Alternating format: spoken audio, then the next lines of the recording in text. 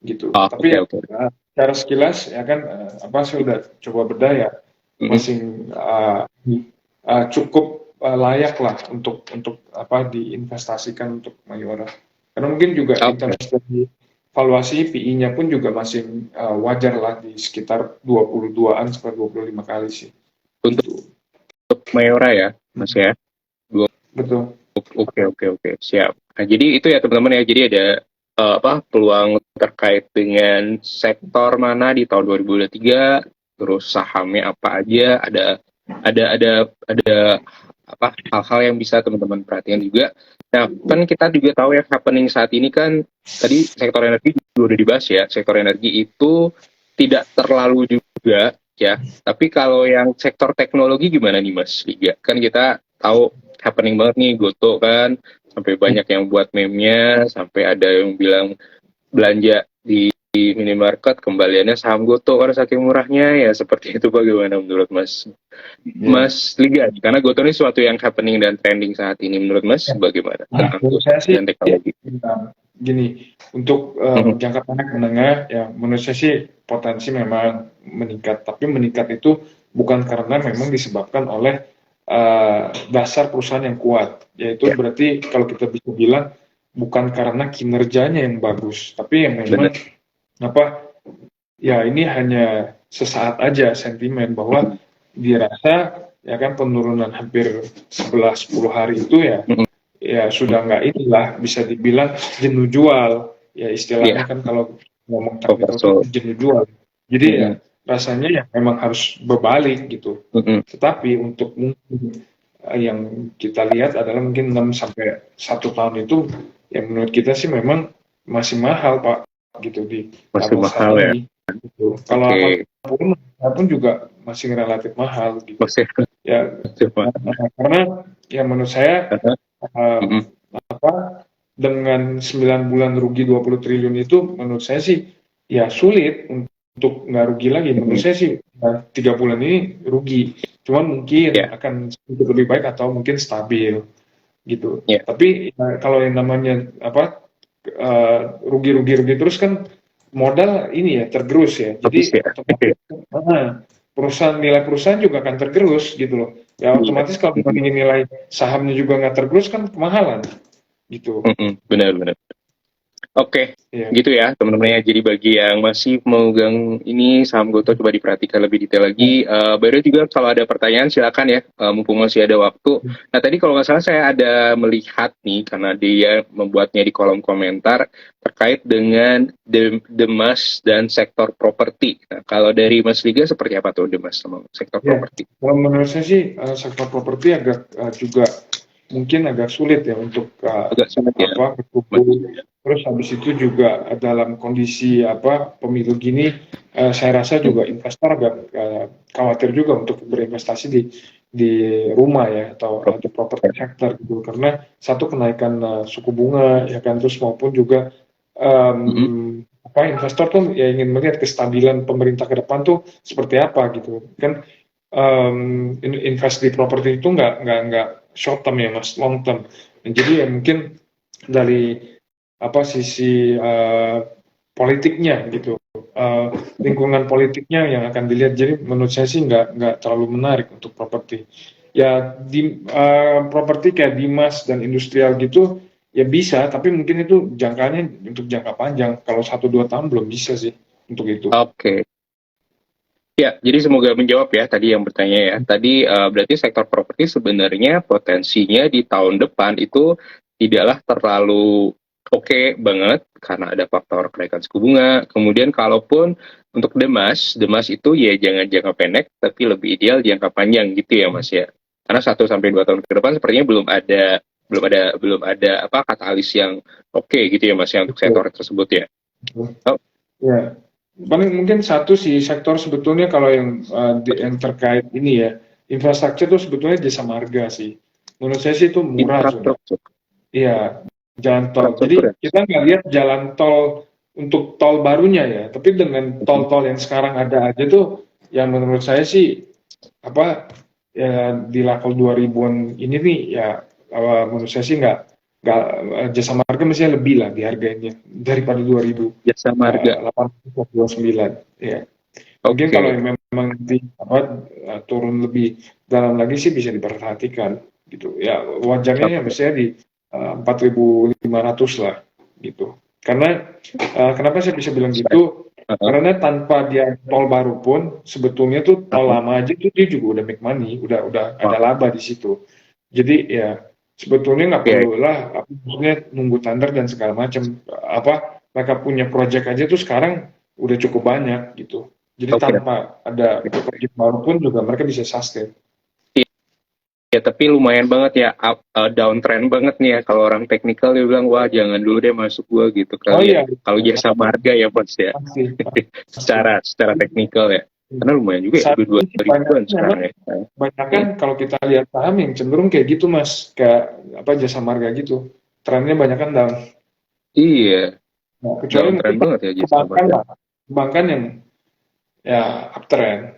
Oh, Kalau Mas oke. lihat energi ya kecuali call gitu itu masih uptrend. Tapi kalau udah lihat kayak Teens gitu, ya kan UT aja udah bentar lagi mungkin bisa downtrend kalau dia nggak ada pembalikan arah. Iya, iya. Ini lumayan sih ya, turunnya ya. Wow. Oke, nah kalau telco gimana nih mas, telco? Ya telco menurut saya sih ya salah satu juga bisa untuk defensif. Tapi kan sebetulnya kan kalau telco kan kita takutnya kan terutama Telkom ya ada keterkaitan dengan Goto. Ya, Namun kalau Excel sama Indosat sih saya nggak begitu rekomend sih.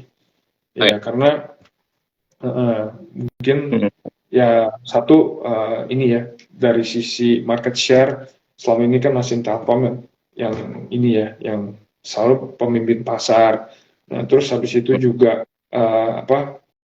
kemudian juga kurs rupiah yang mungkin ya kan nanti di tahun depan ini juga akan sulit ya kalau bagi rupiah juga menguat. Nah, itu juga pasti akan uh, akan ada pengaruh gitu terhadap kinerja juga. Jadi oke. sebetulnya sih untuk Telco itu di Telkom, tapi karena ada di problem di Gotonya jadi nggak terlalu untuk Nggak- direkomendasikan mas. Mm-mm. Oke, karena ada Kecuali Gotonya ya, ya karena Telkom megang Goto ya. belinya di ini sih kalau memang mau beli ya sangat-sangat kalau memang udah penurunan cukup tajam atau mungkin secara valuation price to booknya tuh ya sudah betul-betul turun dalam ya atau Iya, iya. Oke, di oke, oke, bawah oke. cukup dalam.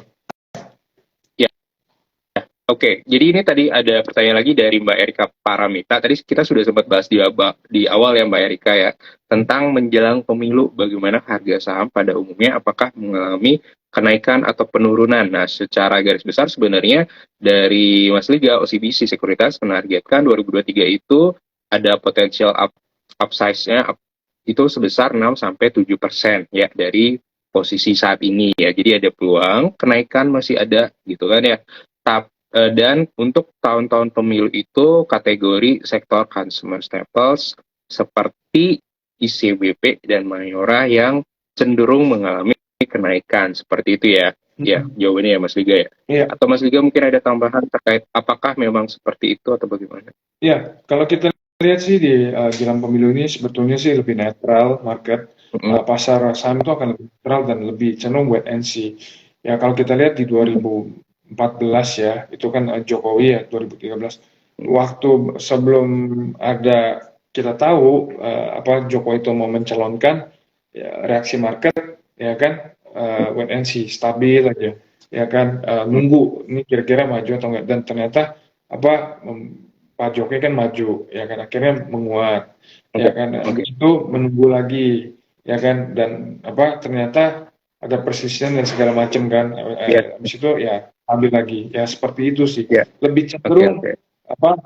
tergantung apakah yang disukai oleh market itu terjadi atau enggak. Kalau terjadi ya biasanya sih ya sebelum itu ya udah naik duluan. Jadi Ya, begitu tinggal newsnya ya udah tinggal netral aja gitu. iya, benar-benar. Jadi dulu itu saya ingat ada yang namanya Jokowi Effect ya, Iya, masih terkait dengan konstruksi waktu itu, saya ingat banget. Nah, sekarang Mbak Erika juga nanya nih, saham konstruksi kan sudah mengalami downtrend nih, apakah belum ada tanda penguatan? Nah, tadi sebenarnya sudah dibahas sama Mas Liga ya. Kalau konstruksi itu cenderung bakal wait and see, karena yang namanya tahun pemilu, tahun politik, kan ada beberapa proyek besar udah pasti kayak mengalami pending dan sebagainya gitu ya Mas ya. Gitu ya Mas ya jawabannya ya. Betul. Oke. Sip. Nah, jadi teman-teman juga kita 2 hari lagi itu bakal ada webinar tentang bagaimana cara mencari saham murah, saham yang valuasinya murah tapi nggak murahan. Jadi nanti bakal ada saya dan tim saya, Papa Rita, bersama OCBC terkait dengan kita bakal sharing tentang cara mencari saham, cara mencari saham yang murah, terus step by stepnya, dan itu cuman detailnya bakal bisa kamu lihat di story-nya Instagram kita saham maupun di websitenya kita. Tapi kalau mau lebih ini bisa tanya via DM ya terkait dengan event tersebut.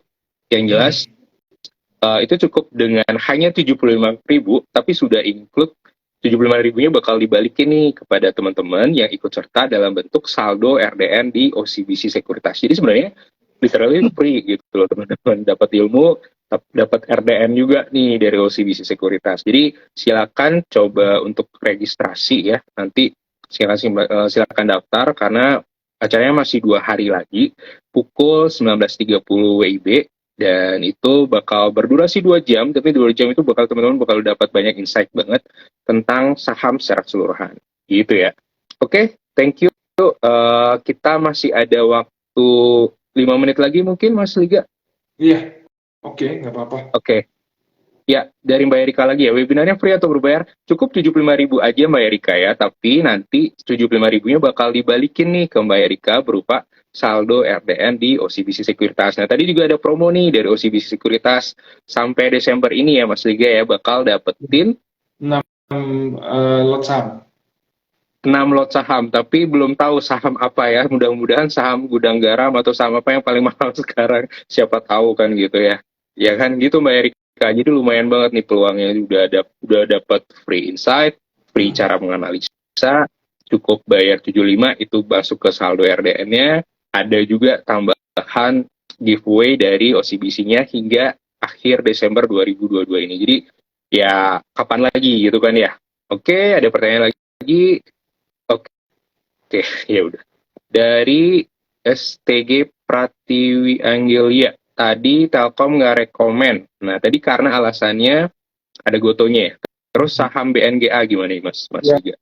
Kalau BNGA sih bukan kita nggak rekomen, sebetulnya kita rekomen. Cuman memang kan kita lebih cenderung tiernya tuh bank inilah ya, bank buku 4 yang memang secara permodalan itu sudah atas memang BNGA juga bank buku 4 ya kan. Cuman ya BNGA ini menurut saya tuh bank yang inilah punya niche market, jadi marketnya itu nggak besar kayak BRI atau BTN dan itu ya kan, dia hanya kalau kita lihat kan sangat ini ya, punya market khusus gitu loh untuk BNGA. Dan kalau kita lihat juga tata persaingan bank itu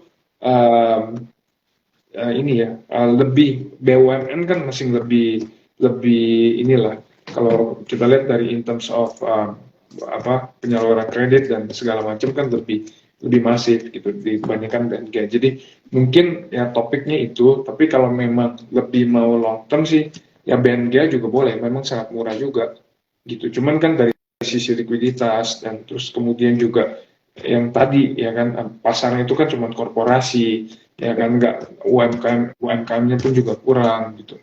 Seperti itu sih. Dan juga ya mereka kan ya di sini ya beda lah, kalau sama BUMN kan banyak entitas yang bisa mereka lakukan kolaborasi ya, beda ya, sama bank asing. Benar-benar, jadi ekosistemnya kali ya Mas Liga ya. Kalau BUMN punya ekosistem yang luar biasa, luar biasa besarnya size-nya. Kalau BNGA bisa dibilang ya kalau kita compare yang gede-gede itu mereka masih ya, tapi mereka gede. BNGA kan udah buku 4 juga, cuman ya itu kalau kita compare sama sesama buku 4 ya masih ada batasan di sana gitu ya Mas ya. Oke. Next. Wah, udah jam segini makin rame ya makan ya. Terus ya dari Mbak Erika lagi, tapi belum punya akun OCBC. Nah, nanti Mbak Erika tadi tidak perlu juga OCBC karena RDN-nya kalau nggak salah, RDN-nya nanti RDN OCBC, tapi bank rekening induknya boleh BCA ya kalau nggak salah ya.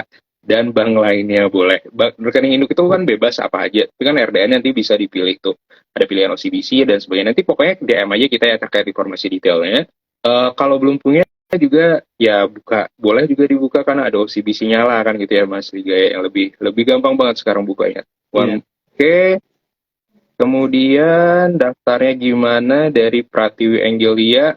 Ada linknya ya Mbak ya. Nanti ada kita kasih di bio-nya Instagram Pintar Saham, atau Mbak bisa tanya ke kita detailnya via DM. Ya? Oke. Berapa menit lagi? Oke. Ya udah ini dulu deh. Satu kali lagi ya Mas Liga ya. Karena dari Justin Surya terkait Medco sama Akra. Wah, Medco ya. Gimana nih Mas? Kalau dari Mas Liga. Karena tadi kan sektor yang energi tidak terlalu direkomend di tahun 2023. Jadi 2023 nanti adalah versi OCBC Sekuritas adalah Banking and Consumer Staples gitu ya. Nah kalau dari Mas Liga, Medco sama Akra gimana? Itu sih ya, menurut saya sih ya udah memang sebaiknya sih ya apa, memang kalau lihat secara valuasi memang masih murah ya kan, tapi saya khawatir kalau untuk Medco tuh di GCG-nya kan itu kan lebih apa, kalau kita tahu itu lebih cenderung ke family kan, dibandingkan mungkin suatu korporasi atau konsorsium yang ya inilah kan, kalau kita tahu mungkin kayak Pegas itu kan BUMN ya, ini kan jauh apa, maksudnya lebih ke family lah, bukan profesional kan. Jadi saya lebih khawatir sih di concern di GCG-nya, tapi kalau memang untuk valuation sih it's relatively good ya, namun karena harga apa komoditas tadi yang saya asumsikan ke depan akan nggak nggak lebih baik daripada tahun ini, ya menurut saya sih ya bisa inilah sebagian dilakukan profit taking untuk Medco gitu. Kalau untuk Akra saya ya, karena apa memang sektor chemical tidak terlalu inilah kita juga nggak terlalu cover juga sih untuk Akra. Oke. Ya udah.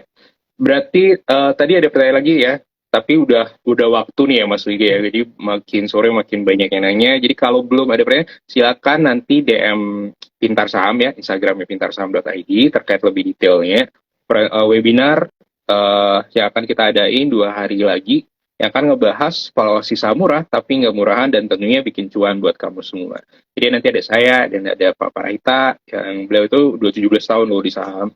Nah, jadi yang bakal sharing terkait dengan insight-nya bagaimana cara memilih saham yang proven dalam hal memberikan cuan. Tentunya ya dari berbagai jenis situasi ya kita harus akui secara kesimpulannya adalah 2023 masih positif, targetnya itu 6-7% target gain-nya. Kemudian sektor yang prospektif di 2023 adalah banking and consumer staples. Beberapa sektor yang sepertinya agak perlu di question mark itu seperti konstruksi, kemudian dari sisi adanya tahun politik di 2024, cuman sepertinya efeknya bakal terasa di 2023, karena kan 2024 itu tahun pemilunya kalau nggak salah bulan Februari, jadi 2023 itu sudah mulai kerasa, udah pasti dampaknya.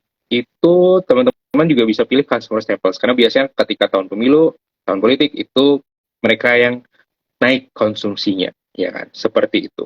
Oke, itu aja dari saya. Oke, mungkin ada closing statement Mas dari Mas Liga terkait dengan apapun itu investment dan sebagainya.